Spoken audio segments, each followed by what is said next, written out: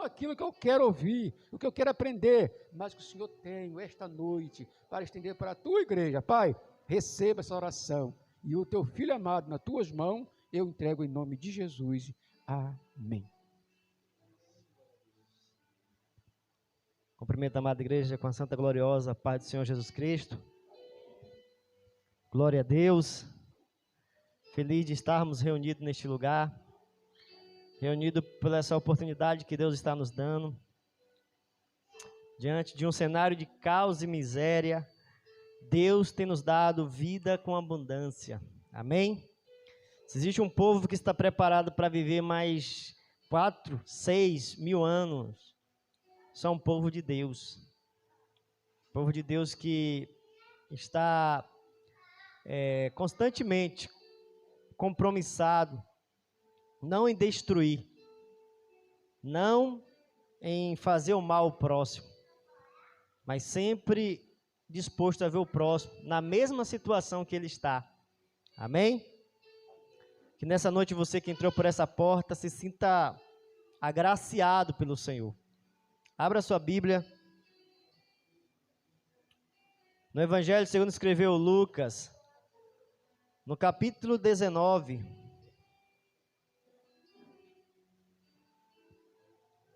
a partir do versículo 40, em nome de Jesus.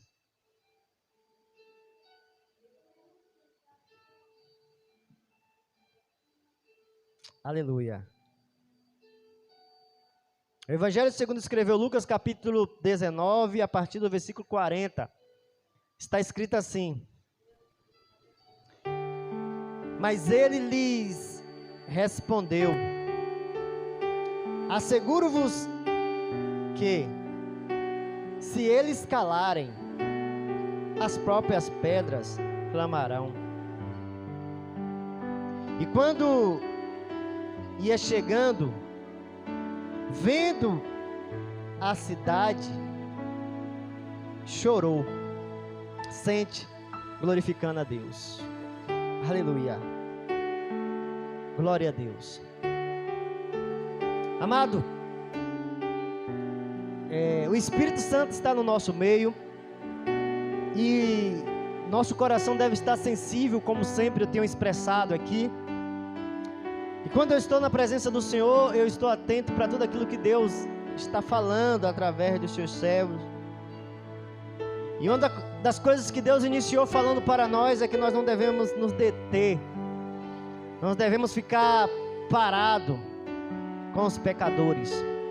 E quando nós entendemos que pecadores é aqueles que estão na prática do pecado, mas também são aqueles que perderam o alvo, aqueles que perderam o propósito, aqueles que perderam realmente o sentido de estar vivendo a vida cristã, a vida de excelência que Deus nos chamou para viver.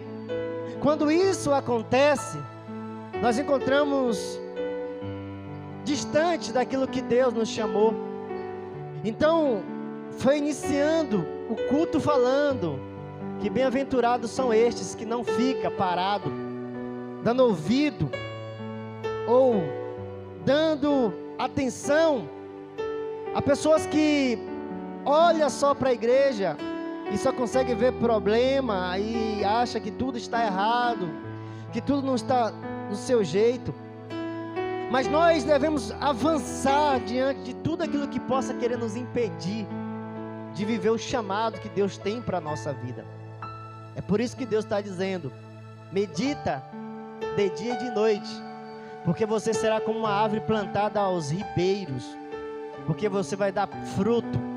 Quem fica parado, sentando, ouvindo e não entende que não depende de nós, mas do dono da seara. É o dono da seara que sabe a hora de tirar, é o dono da seara que sabe a hora de exaltar, é o dono da seara que sabe a hora de abater, é o dono da seara que sabe a hora de enviar aquele para trabalhar, é o dono da seara que sabe a hora de mandar todos voltar e pagar cada um segundo aquilo que fez. É Ele. Mas se nós ficarmos na igreja tentando achar o que é certo, o que é errado, quem é bom, quem não é, quem faz, quem não faz, nós podemos ficar parados e não viver os frutos, não colher os frutos e também não dar os frutos que Deus quer para nós. O presbítero acabou lendo no final dizendo que os transgressores, os pecadores, eles não vão estar na Assembleia do Justo. O que é que Deus está querendo dizer para você? Não crie expectativa que a igreja vai estar sempre cheia, porque por uma motivação errada ela pode até encher, mas quando entender o propósito daquilo que Deus quer para a vida deles, muitos vão retroceder, porque não entende a grandeza que é de deixar as coisas perecíveis deste mundo, de deixar a propagação deste mundo e avançar para estar no centro da vontade de Deus. Então, o próprio Deus está dizendo que não vai ficar os transgressores na Assembleia dos Justos. Os pecadores não vão ficar. O que significa isso? Que aqueles que não olhar para Cristo, entender que o alvo que Deus quer para a vida deles é fazer com que eles se transformem em imagem de Cristo. Se eles não desejar isso para a sua vida, eles não vão ficar na Assembleia dos Justos. Por isso você tem que olhar para você, entender, o meu alvo é Cristo. Não importa quanto tempo as pessoas têm estado do nosso lado, se ela não entender isso, infelizmente elas vão parar e vão estar dando ouvido à roda dos escarnecedores. O importante é que nós compreendemos quem nos chamou e para que nos chamou. E nós só vamos parar quando nós ouvirmos dele: vinde bendito do meu Pai, porque você entendeu que você foi chamado para um propósito. Você foi chamado para revelar Cristo na terra. E o presbítero estava falando sobre isso, que ele está tentando fazer isso para umas pessoas. Não é fácil você ser injuriado, ser maltratado, ser rejeitado, ser afrontado, e você está pronto a dizer: estou aqui para te ajudar, estou aqui para orar, estou aqui pronto para mostrar para você a bondade e o amor de Deus. É por isso que a igreja nunca vai estar cheia, porque poucos estão dispostos a fazer isso. Muitos estão dispostos a dizer: eu estou pronto a pisar na cabeça daquele que me maltrata, daquele que me persegue. Mas esse é o propósito de Deus ter escolhido você e dizer: eu vou honrar a sua vida. Não vai faltar na sua casa, porque você vai ter para dar emprestado. Você vai ter para dar. Entende? Porque tem celeiro de muito que anda faltando. Existem pessoas que andam no caos porque tem um coração ruim, não quer ser transformado pelo poder da palavra. Deus não pode fazer transbordar, porque se fazer transbordar, Ele quer que só fique transbordando na vida dele. Você está pronto a colaborar, compartilhar, se estender para outros. E o Espírito Santo tem ministrado isso no meu coração. Estamos vivendo os últimos dias em que as pessoas elas vão desejar Jesus só pelas bênçãos, e nós não podemos nos fazer como os profetas de Baal. Como assim? Nos cortar, nos afligir para Deus fazer um milagre na vida daquela pessoa. Não. Se ela entendeu o que o mundo fez na vida dela, ela tem que prontamente se desgastar. Ela tem que prontamente entender quanto que ela fez no reino das trevas e não teve resultado, e se dispor a vir à presença de Deus e dar o seu melhor. Nós devemos mostrar a grandeza que há no nosso Deus. O nosso Deus não é aquela fruta ou aquela verdura no final de feira que ninguém quer e a gente faz um pacote e implora as pessoas para levar. Não. O nosso Deus é o Rei dos Reis, o Senhor dos Senhores. O nosso Deus é digno de toda a honra e toda a glória. Existem pessoas que se apegam agora ao jogo do Flamengo. Existem pessoas agora que se apegam ao jogo do Corinthians, o jogo do Palmeiras, o jogo do Real Madrid, e fica impregnado 2 horas ali, não quer que ninguém o chame. Ninguém chame para tirar o foco daquilo que ele está dando no seu culto. E quando nós falamos, vamos na casa do Senhor, não tem alegria, não tem prazer. Mas no momento do caos e da enfermidade, do problema, Ele quer que você venha jejuar 10 dias, venha jejuar 5 dias, sem comer e sem beber, se possível, para quando abrir a boca o milagre acontecer na vida dele. Em prol de quê? Para ele receber a cura agora e procurar aquele caminho de pecado? Nós devemos nos consagrar, nós devemos jejuar sim, mas com o propósito de atrair a presença dele para gerar em nós a transformação que ele nos chamou. E levar as pessoas que essa é a vontade dele. Porque Jesus curou muito. Mas no momento que ele chamou para um relacionamento profundo, no momento que ele chamou para estar em comunhão plena com ele, na íntegra, dando para ele prioridade, a Bíblia não diz que muitos voltaram, muitos o rejeitaram, muitos desprezaram. E nós não estamos aqui para ser melhor do que Jesus. Jesus não ficou implorando, pegando pelos pés daqueles que viraram as costas para ele dizer: volta, volta. Ele deixou as 99 sim, mas para buscar aquele que se havia perdido. Perdido. Ele estava perdido. Quando nós entendemos o cenário, eu posso dizer que vamos conduzir 100 ovelhas. E à medida que nós vamos seguindo as 100 ovelhas, pelo fato da sua pequenez, da sua fragilidade, não conseguiu, ela pegou e se perdeu aqui. Ela se perdeu não porque ela estava indo por caminho contrário, eu posso dizer assim, mas por um deslize, ela possa ter se afastado e ali pegado um caminho que ela achou que era interessante. Ali sim, a Bíblia diz que ele deixa os 99 e vai buscar aquela que se perdeu. Entende? Isso pode acontecer na minha vida e na sua vida. Nós caminhando e vem uma adversidade, um problema, um mal, uma enfermidade, a gente se sentir muitas vezes cansado e desanimado e alguma coisa, e aí as pessoas estão avançando e nós ali, aí sim, Jesus vem até aquela pessoa e joga no colo e conduz: vem filha, vem filho. Mas esses que vai até a presença do Pai e fala: me dá tudo que é meu, que eu quero desfrutar, me dê minha saúde, me dê meus bens, me dê meu tempo, me dê tudo que eu quero desfrutar com as meretrizes. Eu quero desfrutar na roda dos escarnecedores. Eu quero desfrutar nos prazeres deste mundo. Ah, meu amado, a palavra do Senhor vai dizer que ele, quando perdeu tudo, o Pai não deu 1 centímetro de passo até o lamaçal que ele se encontrava. O Pai não. Ninguém foi por ordem do Pai. Quando ele estava naquele lugar de humilhação, de frustração e de escassez, ele tinha que lembrar, ele tinha que trazer à memória que o lugar que ele estava era melhor. E a palavra do Senhor vai dizer que quando ele lembrou, caiu em si, e ele prontamente se levantou a entrar no caminho do Pai.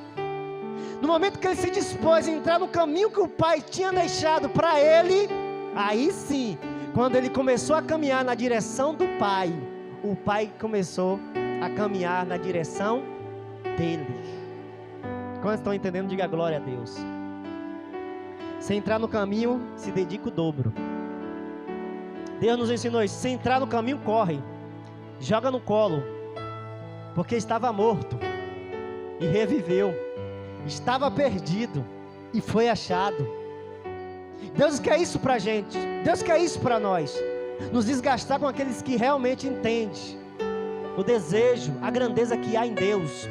Quando eu e você nos dispor a sentar e a falar de Jesus com clareza e com amor, e essas pessoas acharem que melhor é o Flamengo e o Vasco, não se humilhe não, fique na posição esperando ele entrar no caminho e volte a dedicar novamente. Não se sinta afligido tentando se flagelar, se cortar, em outras palavras, ah, meu Deus, eu não consigo, não estar em você. Quando ele entrar no caminho certo, o próprio Espírito Santo falará pela sua boca. Você não vai precisar nem ter muito conhecimento. Ao abrir a boca, o Espírito Santo vai falar. Amém? Mas se você desejar ser mais do que Jesus, infelizmente, você vai acabar ficando atribulado pela dureza do coração que há daqueles que ainda não entendeu que bom é estar na casa do Pai. Bom é estar aqui na presença de Deus. Amém? Nós acabamos de ler uma passagem no Evangelho segundo escreveu Lucas, muito importante para nós. Jesus dá uma palavra direcionada para aqueles que estavam desejosos em fazer com que aqueles que estavam cantando: bendito é o Rei que vem, bendito é o Rei.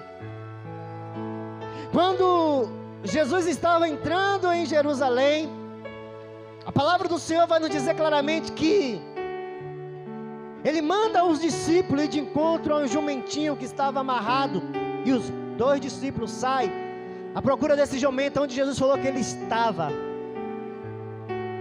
Amado, isso é muito sério para nós. Jesus falou: vai, que aquele jumento vai estar lá, e o jumento ali estava. Mas nós encontramos pessoas, rapaz, é sério, que se Jesus falar, ano que vem você vai, que ele vai estar na igreja, ele não vai estar na igreja. Nós encontramos pessoas que, se Jesus falar, mês que vem, ele não vai estar. Mas o jumento prontamente estava lá. Jesus tinha certeza que o jumento ia estar naquele lugar. Encontramos pessoas mais difíceis do que muito jumento.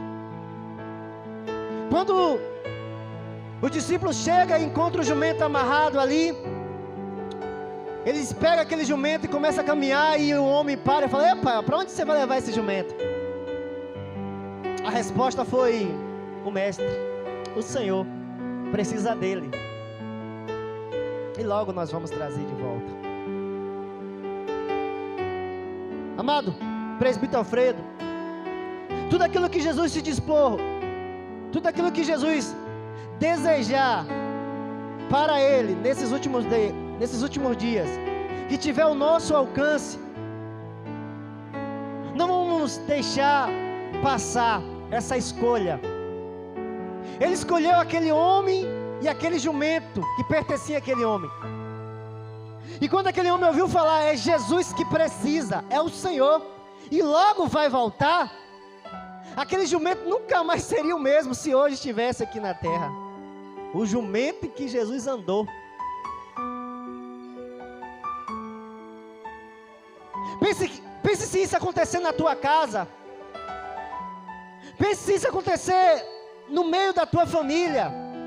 Pense se isso acontecer, dizer: Jesus repousou na casa da irmã Maiane, e lá manifestou a glória. Que entra na casa da irmã Maiane, sai de lá curado. Pense se isso acontecer na nossa vida. Então, se Jesus hoje está nos chamando, nos escolhendo, para nós nos dispor a entregar a Ele aquilo que Ele está nos pedindo, não vamos resistir. Senhor, o que é que o Senhor quer? O Senhor quer a minha casa? O que é que o Senhor quer de mim? Eu estou aqui, eu quero. Porque a palavra do discípulo foi: olha, vai voltar. Jesus só quer ser glorificado juntamente com esse jumento. Você está entendendo? Aquele jumento jamais ia receber tanta admiração e olhar como recebeu por estar Jesus utilizando dele.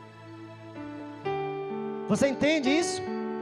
Quando você está servindo ao Senhor, você é beneficiado, você recebe aquilo que você não receberia.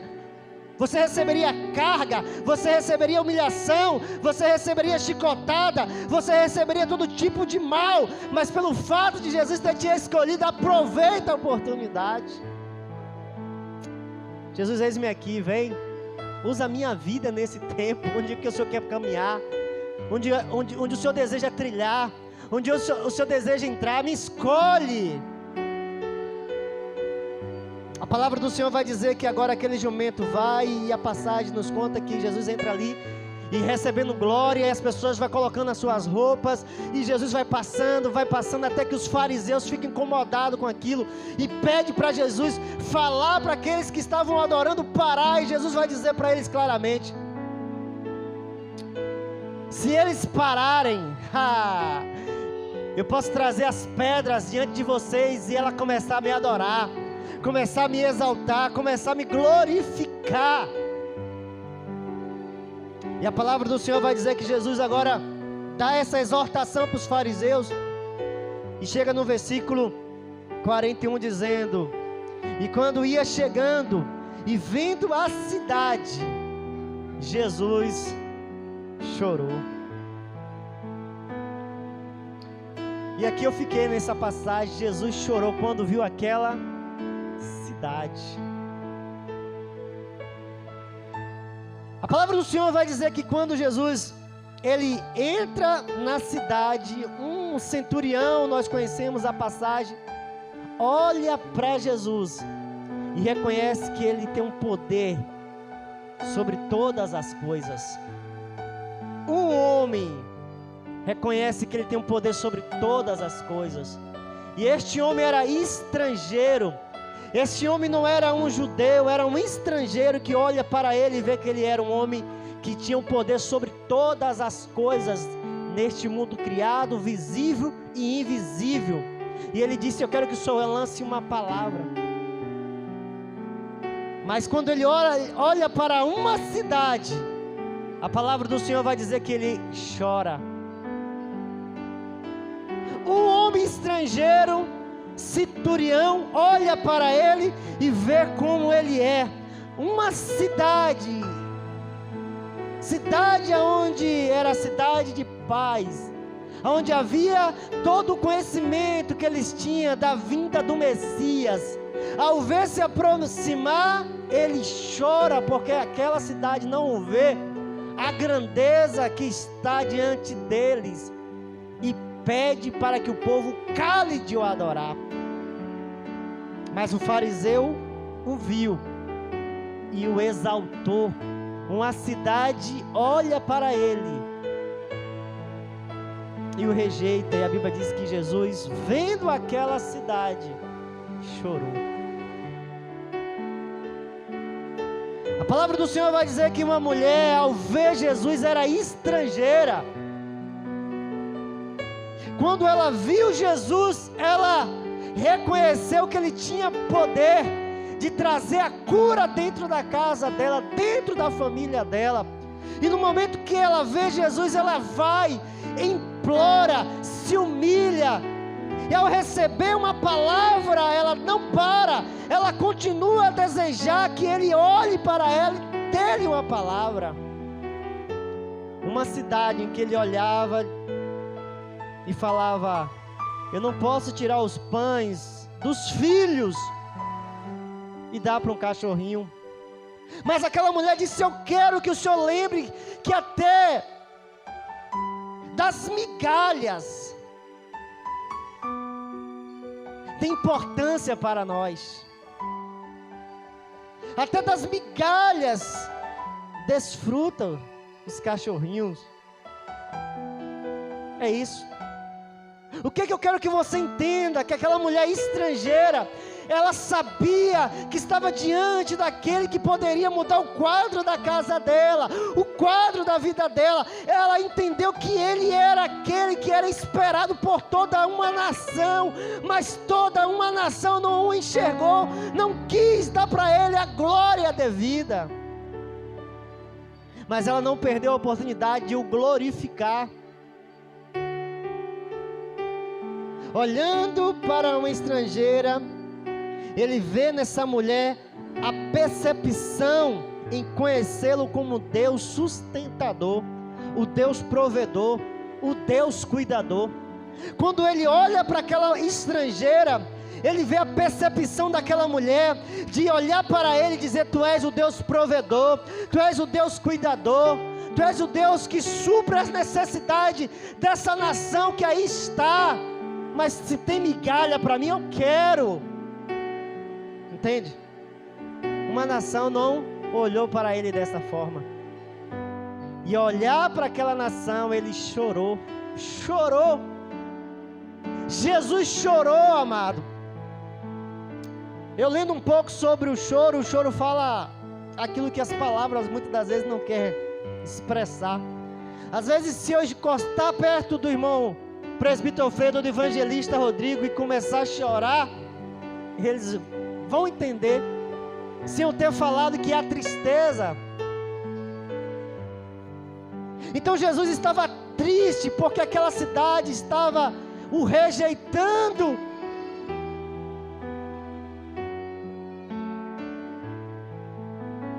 E nós precisamos entender. Ao olhar para o choro de Jesus, precisamos entender claramente o significado destas lágrimas. Ao olhar para o choro de Jesus, precisamos entender claramente o significado destas lágrimas. O que ela estava tentando transmitir para nós. Porque Jesus estava chorando diante daquele povo, e aquele povo viu. Jesus queria trazer para eles uma mensagem indizível. Ele queria trazer para aquelas pessoas o sentimento que ele tinha pelaquela cidade. O mesmo sentimento que ele tinha por Lázaro. E quando Jesus se aproxima, vai dizer, João capítulo 11, versículo 35, se eu não me engano. Jesus chorou. Chorou porque viu ali aquele que ele amava morto. Jesus chorou quando viu Lázaro naquele lugar, em decomposição. Então, ao olhar para aquela cidade, Jesus já estava vendo o cenário que ia acontecer com aquela cidade, com Jerusalém. Agora eu vou dizer para você, eu quero que você guarde no seu coração quando é que Jesus chora. Quando é que Jesus chora, igreja? Ele quer dizer para nós a tristeza dele. Jesus chora quando a sua igreja vem mais na igreja com desejo de ver misticismo, ritualismo.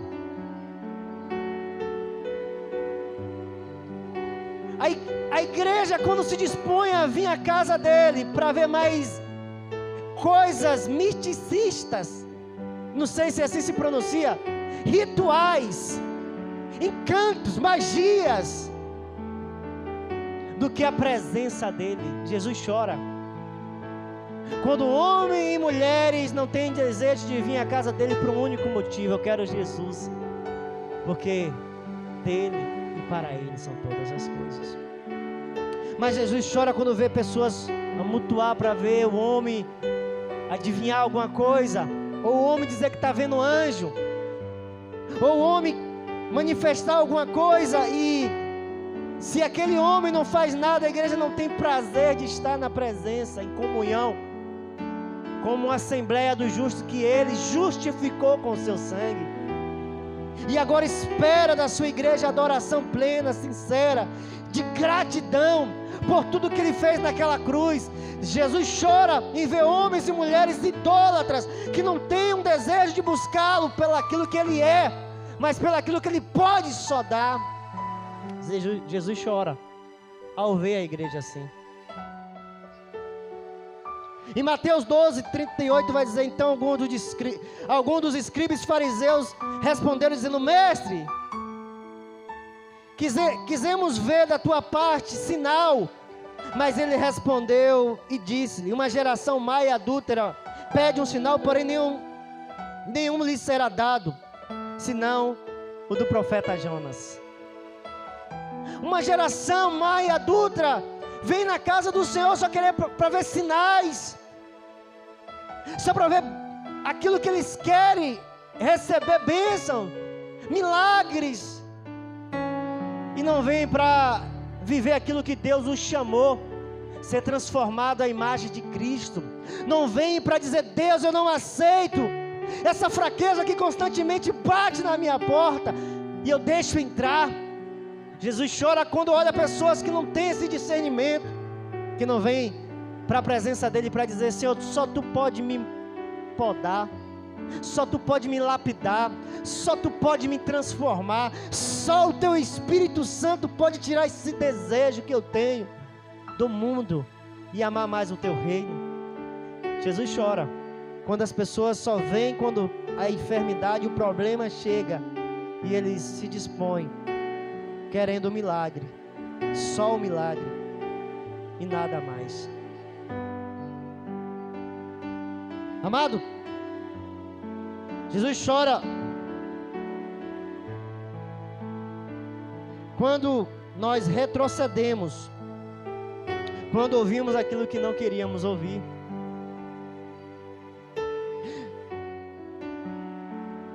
Jesus fica triste, em outras palavras, quando vê você vir na igreja e Deus está dizendo para você: larga.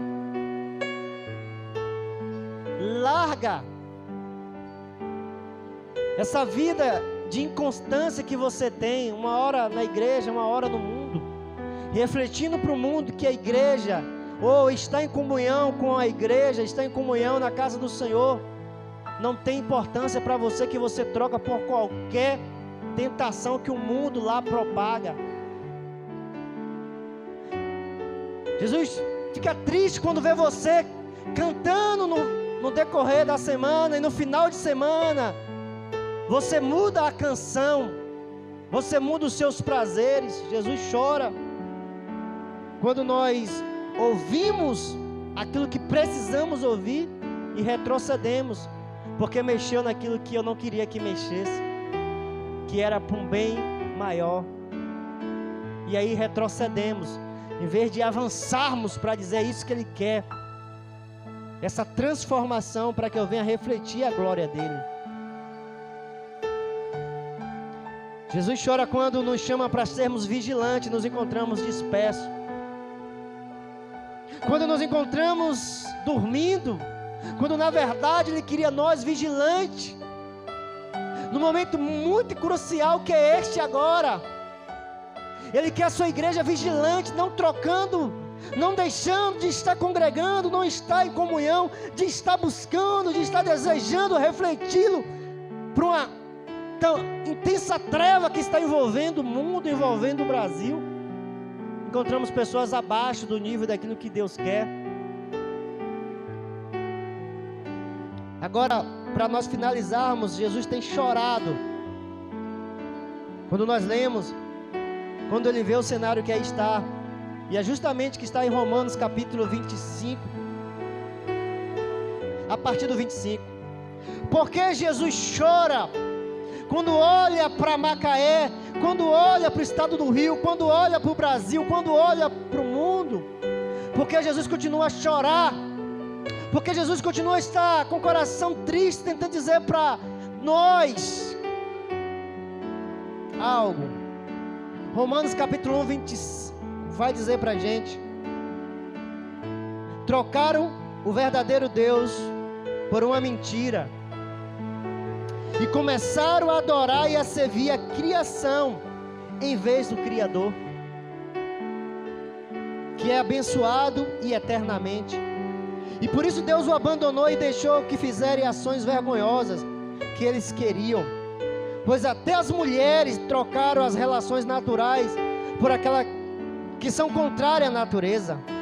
Da mesma maneira, os homens deixaram de ter relações sexuais naturais com a mulher e começaram a desejar uns aos outros. Assim um homem começaram a cometer atos imundos contra o outro homem, recebendo em seus próprios corpos o castigo pela perversão. Porque Jesus chora? Porque uma geração está dando ouvido à criatura e se prostrando à doutrina do homem, à filosofia do homem, à vontade do homem, do que é o Deus bendito eterno, que tem bênçãos para dar àqueles que o ouvem e obedecem à sua vontade, os seus mandamentos, os seus ensinos, aquilo que o glorifica, aquilo que Ele projetou para nós como seres humanos.